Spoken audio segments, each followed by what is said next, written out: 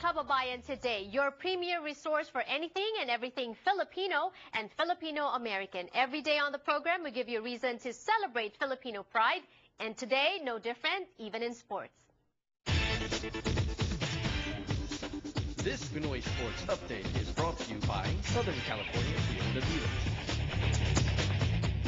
Batang-bata po and very talented and also much accomplished. Christian Martinez or Michael Christian Martinez. Hello and welcome to Kababayan Today. Hi, thank you very much for guesting me in your show. Of course, ranked 5th in the whole world sa junior level ng figure skating and currently ranks 24th in the world overall. This means junior and senior altogether. Yes. Congratulations. And it's quite, it's not, you wouldn't expect a figure skater to rank this high, especially one that's coming from the Philippines, because wala namang medyo isa lang ata ang skate. Ilan ba ang skating rink sa Philippines? We have one big Olympic-sized skating rink and one small rink. Paano ka naman, for somebody like you who was born and raised in the Philippines, paano ka naman na, how did you get into ice skating? Me and my family, we were just shopping in the shopping mall in SM Las Piñas. Okay. And then I saw the ice skating rink and skaters are spinning and jumping. And then sabi ko, Mom, try ko. And then I tried it. And for an hour, I started to like it. And yeah, I continued. So at first, hobby lang siya. What was it that attracted you to ice skating? My first competition in Singapore, I got first, and sabi ko, maybe I'll take this to a next level, maybe sa Olympics.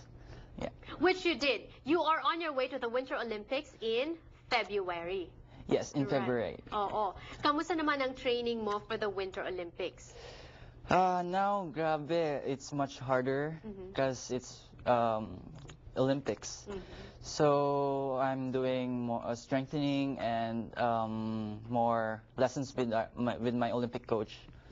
And from what I'm gathering, mas mahirap nang mag-train physically, mahirap din yung mga outside factors because you're not getting the support that you need. Yes. Tell us a little bit about that.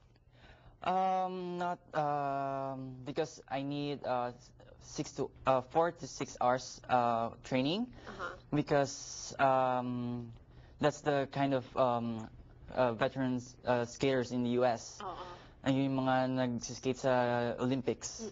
And ako, nag-skate lang ako for 4 hours. Oh no. Yes. Paano yan? Dahil ba yan sa pag-aaral mo o dahil sa... Because of the funds. Dahil sa funds. Let's talk about the funds because from what I'm hearing, it's so expensive.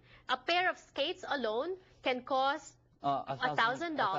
Only the boots. Only the boots, okay. And the blade is $300, $400 or more than. And you go through it about every 3 months. 3 months. And dahil napupudpud siya, ganun ba yun? No, because the skates gets broken. So that's one expense. Another expense is paying for the coach. Yes, I have my Olympic coach is charging $100 and my other world and Olympic coach charges $140 per hour. Yes, and bakit more than one coach? Maraming coach. May coach daw sa pag-ikot, may coach sa pagtalon, iba-ibang coach. Yes, kasi may specialty sila and kailangan mo yung magpo-focus na sa jumps mo and magpo-focus sa choreography, yung steps and turns and lalo na sa spins para mas umangat yung score. Okay, and then also you have to pay for the rink itself. Yes, it's $10 to $16 per hour. Grabe, ang dami-daming problema. So pag naiisip mo yun, what kind of support are you getting? Did you get support from the Philippine government? I don't get any support from the government yet. I only got support from SM for 1 million peso. Yeah. Which is large enough. Yes. But then at the same time, when you're training here, kailangan mo rin ng housing and allowance dito. This could be our first gold in the Olympics. The Philippines doesn't have any gold medals in the Olympics yet, right? Summer and winter. Yes. The same. So you could be our first. How are you training for it? Nag-aaral ka pa ba?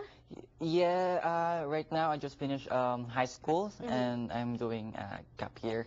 Oo, Because gap this- year para mag-train for the For Olympics. this- Of for the course, it's such an honor. You know, Christian or Michael, although he started as a competitive skater only in the mid 2008, he won two gold medals in the Asian Junior Challenge in Hong Kong and China at age 11. And then in 2009, you went on to win 2 more gold medals in Asian Junior Challenge in Hong Kong and Thailand. So, ang daming mga medals. In fact, napakarami po. If I were to enumerate everything, maubos po yung oras ng buong show, not just the segment. What's your favorite victory in any of these competitions that you've experienced? My first was in Romania. That was my first senior big event, because nobody could in the Philippines, nobody done that. Oh. That to be first place in senior event. Senior event. So congratulations. You're really on your way to... Pero sana po tulungan natin si Michael sa kanyang quest for gold sa darating na Winter Olympics in 2014. Email us if you can help Michael, kababayan at la18.tv. But for now, Michael, just don't worry about all those outside stuff. Mag-concentrate ka sa training and we'll try our best to help you. Okay? Go for the gold. Thank you. More power to you. More on Kababayan today when we return. Don't go away. This Pinoy Sports Update is brought to you by Southern California Field of View.